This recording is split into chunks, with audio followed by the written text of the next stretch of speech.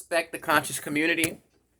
Uh, I'm not one of those people who thinks that the brothers who are a part of the conscious community should actually go out into the field, into the real world, and apply that knowledge in order to physically change things. I look at those guys as like college professors. College professors, they have a lot of information, but their job isn't to go out into the real world and physically apply that information. Their job is to equip their students with information so that the students can go out there and make these things happen.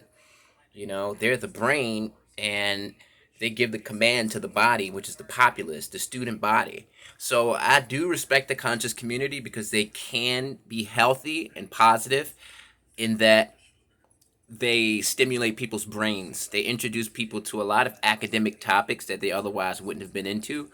They help a lot of guys who are in the streets become intelligent and develop a love for reading and a love for history and a love for information. But at the end of the day, one of the things that I really never liked about the conscious community was the fact that oftentimes a lot of these characters or personalities within the conscious community live alternative lifestyles, and they flock to the conscious community because there's a certain segment of that population that also agrees with these alternative lifestyles. And when I say alternative lifestyles, I mean polygamy. I mean guys who don't see the purpose in being monogamous, so they have a philosophy of being with as many women as possible, having as many wives as possible. The conscious community is like a shield for these alternative lifestyles. Just like the gym locker room is like a shield for a lot of homosexuality, in the sense that the locker room etiquette is if you see someone naked, it shouldn't bother you because it's the locker room, it's the gym.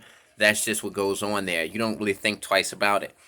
So certain people manipulate that environment and that etiquette and use that for proliferating alternative lifestyles and picking up potential suitors.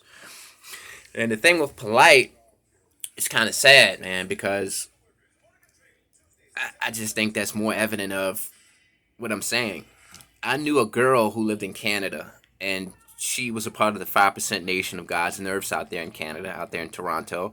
And she was a really good friend of mine. She was a beautiful girl. She had a daughter. And through her, she would always tell me about these really popular guys in the conscious community who would make advances to her. They would say, "Hey, I want you to be one of my wives. Hey, I will take care of your entire family. All you have to do is just be one of my girlfriends and join my harem." And she would show me the text messages and show me the voicemails and all of that stuff. And that's when I started to really understand that the conscious community, it provides cover for people who live these alternative lifestyles. They bring you in because they have the information.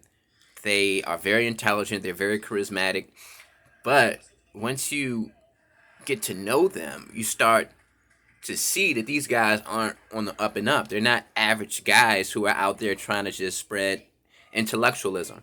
These are guys who live alternative lifestyles, and they shield themselves within the conscious community because they know that people are open-minded in the conscious community, and they often have alternative perspectives on life. A lot of people in the conscious community have philosophies that are in opposition of traditional society. So you can find comfort in these alternative lifestyles. If you're the kind of guy who wants to have multiple wives, or if you want to have your own harem, you can find a group within a conscious community that's okay with that. So I like the conscious community. I respect it for the potential that it has to bring information to the people and be the teachers of the people. But at the end of the day, I don't think that the conscious community is as has as much integrity as people think. And as far as finding out information and learning things, you can do that on your own. You don't need the assistance of someone else who's a guru or a mentor. All they do is read a bunch of information, which is available to you, and they memorize it, and they can recall it very easily to the point where they can actually, you know, host classes on it. But they don't have information that you don't have. They're just more committed in reading it. So After this whole polite thing, I think it's better for people to just do their own thing, make themselves better without depending on this whole conscious community construct, because I don't think it's completely legit. I think that it's a shield for a lot of alternative lifestyles. So don't let the smoke and mirrors fool you. Peace.